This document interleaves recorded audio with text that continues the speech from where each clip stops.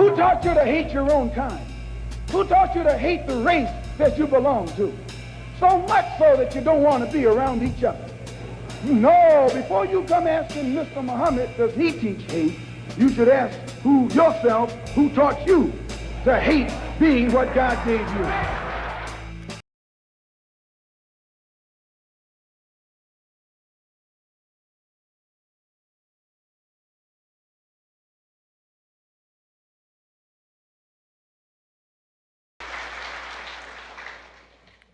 In order for you and me to devise some kind of method or strategy to offset some of the events or a repetition of the events that have taken place here in Los Angeles recently, we have to go to the root. We have to go to the cause. Dealing with the condition itself is not enough, and it is because of our effort toward getting straight to the root that people oftentimes think we're dealing in hate. We are oppressed. We are exploited. We are downtrodden. We are denied not only civil rights, but even human rights. So the only way we're going to get some of this oppression and exploitation away from us or aside from us is come together against the common enemy. Who taught you to hate the texture of your hair? Who taught you to hate the color of your skin to such extent that you bleach to get like the white man? Who taught you to hate the shape of your nose and the shape of your lips? Who taught you to hate yourself from the top of your head to the soles of your feet? Who taught you to hate your own kind? Who taught you to hate the race that you belong to? So much so that you don't want to be around each other. No, before you come asking Mr. Muhammad, does he teach hate, you should ask yourself who taught you to hate being what God gave you. And I, for one, as a Muslim, believe that the white man is intelligent enough. If he were made to realize how black people really feel and how fed up we are without that old compromise and sweet talk. Stop sweet talking him. Tell him how you feel. Tell him what kind of hell you've been catching, and let him know that if he's not ready to clean his house up, if he's not ready to clean his house up, he shouldn't have a house. It should catch on fire and burn down. And those of you who think that you perhaps came here to hear us tell you to turn the other cheek to the brutality of the white man, I say again, you came to the wrong place. We don't teach you to turn the other cheek. We don't teach you to turn the other cheek in the South, and we don't teach you to turn the other cheek in the North. We teach you to obey the law. We teach you to carry yourselves in a respectable way. But at the same time, we teach you that anyone who puts his hand on you, do your best to see that he doesn't put it on anybody else. Who is it that controls the prostitution in Harlem? It's the white man. Who controls the large sale of whiskey and wine? It's the white man. Who gives you the deck of cards and the dice that you use to gamble with? It's the white man. And after he sell them to you, he catch you with them and put you in jail for using them. That's what you mean by nonviolent. Be defenseless. Be defenseless in the face of one of the most cruel beasts that has ever taken the people into captivity. That's this American white man. 100 years ago, they used to put on a white sheet and use a bloodhound against Negroes. Today, they've taken off the white sheet and put on police uniforms. They've traded in the bloodhounds for police dogs, and they're still doing the same thing. And just as Uncle Tom, back during slavery, used to keep the Negroes from resisting the bloodhound or resisting the Ku Klux Klan by teaching them to love their enemy. Luther King is just a 20th century or modern Uncle Tom or a religious Uncle Tom who is doing the same thing today. The white man believes you when you go to him with that old sweet talk, because you've been sweet talking him ever since he brought you here. Stop sweet talking him. Tell him how you feel. Tell him what kind of hell you've been catching, and let him know that if he's not ready to clean his house up, if he's not ready to clean his house up, he shouldn't have a house. should catch on fire and burn down. Here is a bulletin from CBS News. 3 shots were fired at President Kennedy's motorcade in downtown Dallas. President Kennedy has been seriously wounded. Malcolm X, you were involved in a controversy some months ago with your leader. Is that over? Well, I've been silent for the past 90 days because of some statements I made concerning the President of the United States, which were distorted. They were distorted? And yes. What did you say, Malcolm? Well, I said the same thing that everybody says, that his assassination was the result of the climate of hate. But only I said the chickens came home to roost, and which means the same thing. Well, in reality, I never even left the Muslim movement. They put me out. And they put me out because of what I knew, and what I knew was told to me by Mr. Muhammad's son, Wallace Muhammad himself. They put me out and they put him out. Who is the father of all of these various children whom you have enumerated? The first one to tell me who the father was Wallace Muhammad, and he told me that the father was Elijah Muhammad himself. And how many of these illegitimate children did he father with the sisters? Well, he made 6 sisters pregnant. They all had children. 2 of those 6 had 2 children. I am told that there is a 7th sister who is supposed to be in Mexico right now, and she's supposed to be having a child by him.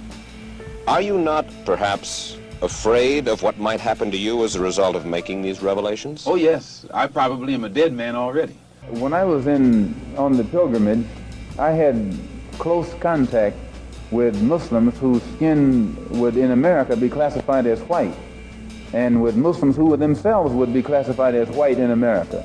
But these particular Muslims didn't call themselves white. They looked upon themselves as human beings, as part of the human family, and therefore they looked upon all other segments of the human family as part of that same family.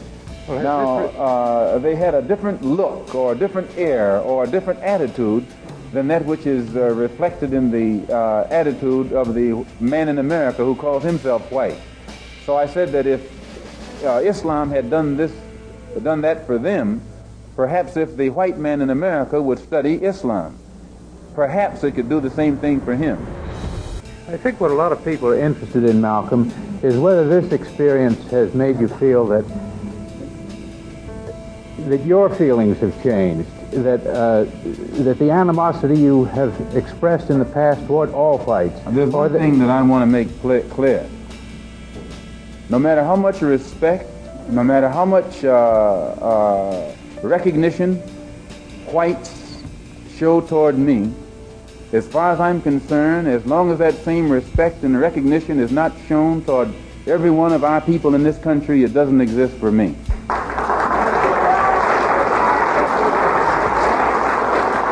Remained a domestic problem.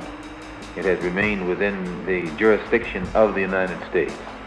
And as such, it has been impossible for the Afro-Americans or American Negroes to try and enlist the support of other dark-skinned people who are being oppressed the world over in that struggle. And the only way this can be done is by internationalizing the problem. If you take up arms, you'll end it. But if you sit around and wait for the one who's in power to make up his mind that he should end it, you'll be waiting a long time. And in my opinion, the young generation of whites, blacks, browns, whatever else there is, you're living at a time of extremism, a time of revolution, a time when there's got to be a change. People in power have misused it, and now there has to be a change, and a better world has to be built, and the only way it's going to be built is with extreme methods. And I, for one, will join in with anyone, don't care what color you are, as long as you want to change this miserable condition that exists on this earth. Thank you.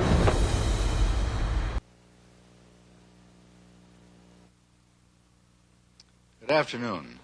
No matter what your point of view may be, there is significant in the growth in Chicago and across the United States, if not around the world, of a movement known as the Black Muslims, a movement which is popularly believed to preach a doctrine of hatred for the white race and the ultimate supremacy of the Negro race.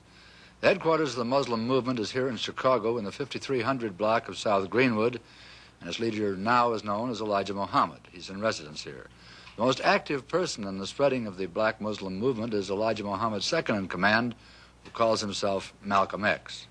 And Malcolm X is our guest today on City Desk. Across the desk, our panelists this week are NBC newsmen Charles McCune, Floyd Calver, and Len O'Connor. And Mr. X, may I begin by asking you, if you will please, outline for us the platform and policies of the Muslim organization. Well, the platform that the Honorable Elijah Muhammad, our religious leader, stands upon is the platform of complete freedom, justice, and equality for the 20 million black people, or so-called Negroes here in America. And he teaches us that because of the seriousness of the condition that our people now find themselves in, that it's absolutely impossible to solve our problems with means other than religion. And he teaches us that the religion of Islam is the only religion that will instill within our people the incentive to stand on our own feet. And instead of trying to force ourselves upon whites or force ourselves into the white society or blame the white man for our predicament and constantly beg him for what he has, he says that the only way that we can solve our problem is to unite together among ourselves, among our own kind, clean ourselves up, rid ourselves of the evils that we've become addicted to here in this society, and try and solve our problem ourselves. Then I referred to the popular belief that the Muslims preach a hatred for the white race. You do not subscribe to this, then? No, I've never heard the Honorable Elijah Muhammad teach or preach hatred for anyone. He preaches hatred against evil, against drunkenness, against dope addiction, against poverty, and against having to beg for the things that a man is supposed to have. But I've never heard him teach us or any of his followers hatred toward any human being. Do you think that some of his followers possibly then have misinterpreted the word that they've heard and follow a practice of hatred for the white race? I don't think that any Muslim practices hatred toward anyone. We have businesses around the country that are patronized by whites, and we have many businesses here in Chicago, and our customers are white as well as our own kind. And a white person can go into any of these places of business, and he'll have to admit that he is treated with more respect, and he finds more dignity there than he will find among the so-called Negroes who profess to be teaching love for everyone. Twice you've referred to the Negroes as the so-called Negroes. You find some fault with this description, Yes. I gather. Mr. Muhammad teaches us that Negro is a term that was applied to us during slavery by the slave master. And right today, it's a term that is used only to point out the descendant of slaves. It's never used for black people, period. Africans can come to this country. They aren't called Negroes. And if they are called Negroes, they resent it. So if Negro meant black, as we've been taught, it would be a term that would be applicable to or applicable to everyone. But he says that it is something that means a slave, or something who is, it means something that has been left out of society, politically, economically, educationally, and otherwise. You don't think of it as an anthropological term? Definitely. It's not an anthropological term, it's a slave term. And it was a term that was invented in America and was used by the slave makers, slave traders, and slave masters, and attached to the property or the chattel or merchandise that our people represented in that particular day. Mr. O'Connor. What is your real name? Malcolm X. Is that your legal name? As far as I'm concerned, it's my legal name. Have you been to court to establish that I didn't have to go to court to be called Murphy or Jones or Smith. Excuse me for answering you this way. That's if all right. a Chinese person were to say his name was Patrick Murphy, you would look at him like he's insane, because Murphy is an Irish name, a European name, or the name that has a Caucasian or white background. And a yellow person, Chinese is a yellow man, and he has nothing to do or no connection whatsoever with the name Murphy. And if it doesn't look proper for a person who is yellow or Chinese to be walking around named Murphy or Jones or Johnson or Bunch or Powell, I think it would be just as improper for a black person or the so-called Negro in this country, as we're taught by the Honorable Elijah Muhammad, to walk around with these names. And therefore he teaches us that during slavery, the same slave master who owned us put his last name on us to denote that we were his property. So that when you see a Negro today who's named Johnson, if you go back in his history, you'll find that he was once his grandfather, or one of his forefathers was owned by a white man who was named Johnson. If his name is Bunch, his grandfather was owned by a white man that was named Bunch. Would you mind telling me what your father's last name was? My father didn't know his last name. My father got his last name from his grandfather, and his grandfather got it from his grandfather, who got it from the slave master. The real names of our people were destroyed during slavery. Was there any line, any point in the genealogy of your family when you did have to use the last name, and if so, what was it? The last name of my forefathers was taken from them when they were brought to America and made slaves. And then the name of the slave master was given, which we refuse. We reject that name today. You mean you won't even tell me what your father's supposed last name was or gifted last name was? I never acknowledge it whatsoever. Let me ask you about the status of Elijah Muhammad. First of all, is he ill? I spoke to him today. He is in better health than he has been. He's suffering from asthmatic bronchitis. Is that why he didn't attend your rally on last Tuesday? Yeah, the only reason that he didn't attend was his ill condition, and the weather here, especially on that particular day, was of such nature that it would have been almost insane for him to come. Well, now, did you hold that meeting last Tuesday because it coincided with the general election, the primary election? I think if you study the history of Mr. Muhammad's work and religious work in this country, we've had our convention on February the 26th every year for, I think, the past 33 years. Well, now, while you don't care to discuss your former name or the name that the slave master gave to your antecedents, it is a matter of record that Muhammad's last name was Poole, Elijah Poole. No, that's the name that his slave master gave to his grandfather or great-grandfather, but that's not his name. Well, his mother and father thought when they called him Elijah Poole that was his name. They didn't know any better. Well, if they didn't know any better or not, they thought that was his name. Yes, sir, but, sir... But what I'm trying to find out is when did he cease to be Elijah Poole and get to be Elijah Muhammad? In 1931, I think it was, in Detroit, he was taught the true history of our people and made aware at that time that he was wearing an English name, and by not being an Englishman, he looked out of place. And his teacher gave him the name that he's wearing today, Muhammad, Elijah Muhammad. All right, now when did he become what he purports to be in your literature, the son of Allah?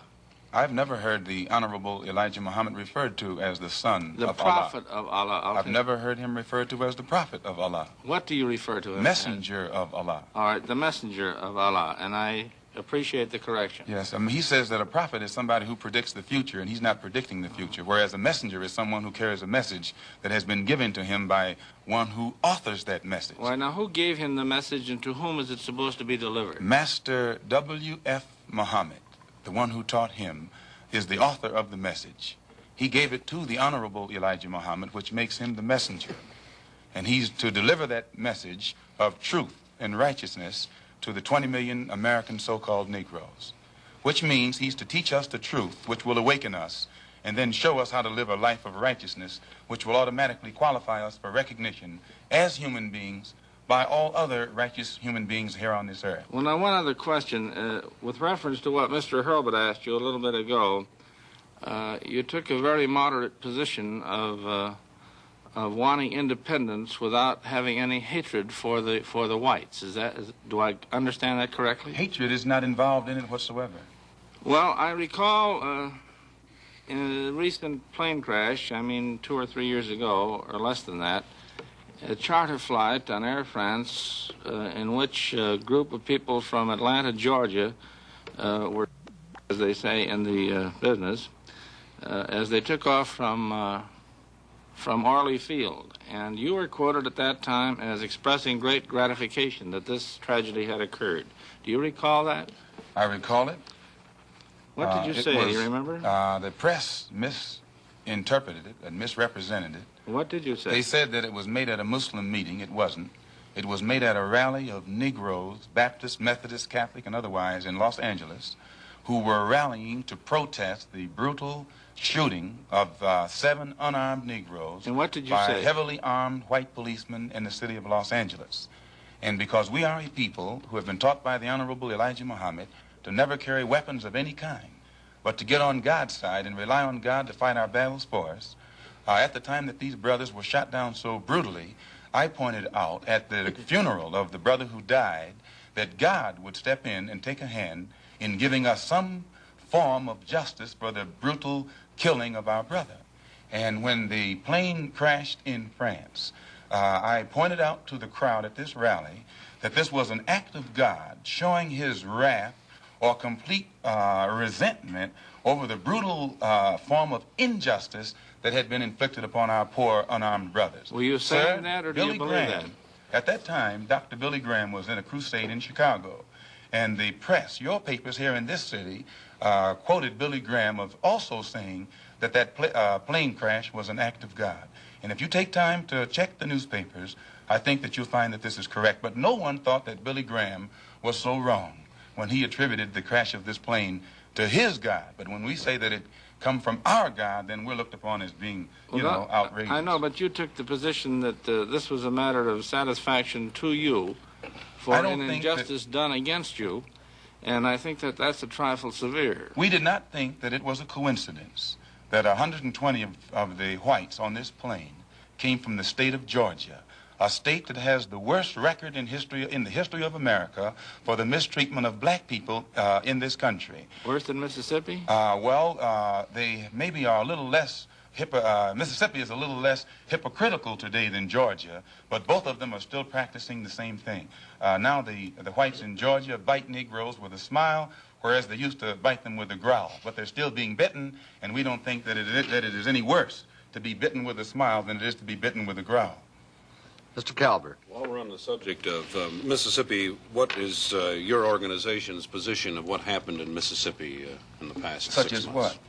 Such as the James Meredith incident and the enrollment of him in the university. Well, the Honorable Elijah Muhammad wants justice for every one of the 20 million so-called Negroes, and to just take one Negro and stick him in college with the aid of 15,000 troops, and at a cost of $6,000, is a disgrace. It's a waste of taxpayers' money. It's a farce. It's hypocrisy. Because if it's right for one Negro to be forced into that university, then every Negro in the state of Mississippi who is qualified has the same right to go to that university. And if the government is not ready and willing to enforce the right of every Negro in the state of Mississippi, then, in my opinion, sir, it's only hypocrisy to pretend that they are for justice by pushing one Negro in and blowing it up all over the world to make it look like they're solving the problem when millions of black people in that state are still going to segregated schools and getting an inferior education.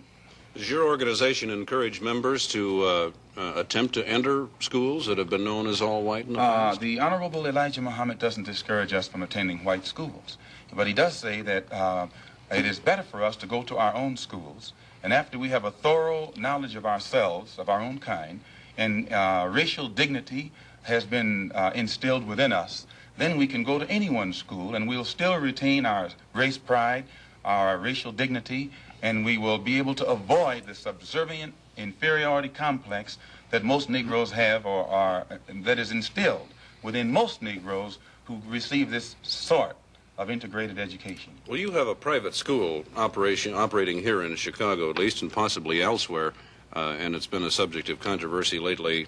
What is the acceptance of people who come out of your private schools into schools of higher learning? Yes, we have many students who have graduated from the University of Islam on 54th and Greenwood that are now attending other schools. In fact, just as an example, one of Mr. Muhammad's sons never attended any school in his life but the University of Islam. He later attended DePaul University. He also attended the University of Chicago, and at present he's attending Al-Azhar University in Cairo, one of the oldest Muslim schools in the world. And his daughter-in-law also, who went to school here, is attending the University of Cairo. And then we have other students who have graduated that are attending other colleges and universities in this country. And in our school, we never have any delinquency problems. We never have any dropouts. We never have any disrespect for authority or disrespect for parents. We don't have any kind of juvenile delinquency. All of the things that the regular school system is complaining about, the critics and the most severe critics of Mr. Muhammad has to admit that we aren't plagued with those same problems in our own school. I have listened to your leader, at least on one occasion in convention here. It was 2 years ago, and at that time he advocated the separate state proposition of giving the what you call the so-called American Negro a separate state in which to live, to make their own way. Would you explain that philosophy, please? And have you had any support for it from anybody in official ranks? Your first question first. To my understanding, what Mr. Muhammad has said is that he wants freedom, justice, and equality for the black people here in America, which you agree they don't have. If they did, you wouldn't have a race problem. And he says, if America cannot bring about freedom, justice, and equality for our people in this country, then America should allow us to leave. If we can't get along together, we should be allowed to depart and go someplace where we can set up housekeeping for ourselves. Then he says, if America doesn't want us to go back home among our own people, and at the same time they want to keep us here, since we can't stay here and get along together in peace, he says what America should do is separate part of the country and give us a section where we can live, and give us everything we need to get our particular section functioning independently, support us for 25 years until we are able to function independently in a society of our own, and in this way the problem will be solved. Mr. McCune. You say there's no juvenile delinquency. What is the discipline that you number one, excuse me, practice? Sir. One of the first things that Mr. Muhammad teaches is you have to set an example if you want others to do right. And he teaches the grown-up Muslims to live a highly disciplined and a highly moral life of high morals. And by the parents displaying the highest of morals in front of the children at all times, automatically this sets a pattern or an example for the children. And in our schools, our children, the emphasis is placed upon the recognition of authority. And by the children recognizing authority and respecting authority, it's easy for anyone who is in authority to teach the child and discipline the child and make the child aware of the importance of living a life in accord with the law even after he grows up. How did you happen to join the Muslim movement? I was in prison. I was a very wayward, criminal, backward, illiterate, uneducated, and whatever other negative characteristics you can think of type of person until I heard the teachings of the Honorable Elijah Muhammad. And because of the impact that it had upon me in giving me a desire to reform myself and rehabilitate myself for the first time in my life, and also being able to see the effect that it had upon others, this is what made me accept it. And plus, prior to hearing what he teaches, I had no interest whatsoever in anything serious or any kind of educational pursuits. And I noticed that after being exposed to the religious teachings of the Honorable Elijah Muhammad, immediately it instilled within me such a high degree of racial pride and racial dignity that I wanted to be somebody, and I realized that I couldn't be anybody by begging the white man for what he had, but that I had to get out here and try and do something for myself or make something out of myself. What has been the growth of the Muslim movement? There are conflicting reports as to how many Muslims there are in the United States. Can you tell us? Well, most critics say that the dissatisfied follow Muhammad, that the unemployed and the oppressed follow Muhammad. And I think you'll agree, the sociologists, the economists, and other experts say that the masses of black people are dissatisfied, unemployed, oppressed, and fed up, so that he actually gets his support at the mass level. But now you have other Negroes at the class level who pretend not to go for him, because usually their job has been given to them by the white man. They have positions to which they have been appointed, and they think that the only way that they can protect their job is by pretending in front of the white man that they don't go for Mr. Muhammad either. But you find that he gets how many Muslims do you say there are in numbers? I couldn't say. I've never heard him say, and he's the only one who would know. 500,000? I couldn't say. I think that anyone who does say is not in a position to know, and anyone who knows wouldn't say. What do you think that the Urban League and the NAACP have accomplished for your people? What's your attitude toward in their them? own way, they have been doing their best to bring about freedom, justice, and equality and human dignity for the black people in this country. But today you have such an intense degree of dissatisfaction and impatience existing among our people at the mass level that it is almost impossible to come to them with a program that's going to take another 100 years to solve their problem, and they still be satisfied to wait. So that they have, the Urban League and the NAACP has done a good job within their understanding. But today it takes more immediate solutions. And the solution that the Honorable Elijah Muhammad has is immediate. It's more practical. You think they're not moving fast enough? Well, they're moving as fast as they can. But that's not fast enough for the masses of black people. If a person is sitting on a warm stove and you get ready to let him up, no matter how slow you are, he has patience because it's only warm. But the masses of black people who are sitting on a hot stove, they're impatient. And no matter how fast you say progress is being made toward letting them up, that progress is not fast enough for them. Well, the NAACP and the Urban League have both been critical of the Muslims. The NAACP and Urban League have been maneuvered into criticizing us against their own will. Usually, the divide and conquer tactics have always been used by the oppressor to keep the oppressed oppressed. And the NAACP has been used against the Muslims. Efforts have been made to use us against them, but the Honorable Elijah Muhammad says he'll work with the NAACP, the Urban League, and any other Negro organization that wants to uplift the black man as long as it doesn't conflict with our religious principles. Well, I remember once when Elijah was quoted as having said that the Urban League and the NAACP sold out to the white man. Has he ever made that statement to my knowledge, I don't think that he has said that they sold out to the white man. I've heard him say that. Is that his feeling? The NAACP has been in existence for 54 years. And they elect a new national president every year, and they have never elected a black man to sit in that capacity. Arthur Spingarn has been president of the NAACP for 24 years. And so in this sense, it means that either they're practicing the same discrimination that they accuse the white man of practicing, they're practicing it themselves, or else they're not qualifying other Negroes in that organization for positions of leadership. This is our only criticism. You personally feel that they have sold out to the white man?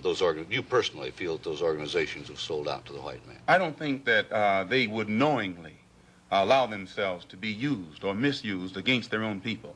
So if they are failing to do the job that our people expect of them, probably it's just through lack of understanding. But today their understanding is increasing, and you'll find that they're developing a better ability to work with all different factions for the betterment of our people. Malcolm, how do you yourself feel about the white man?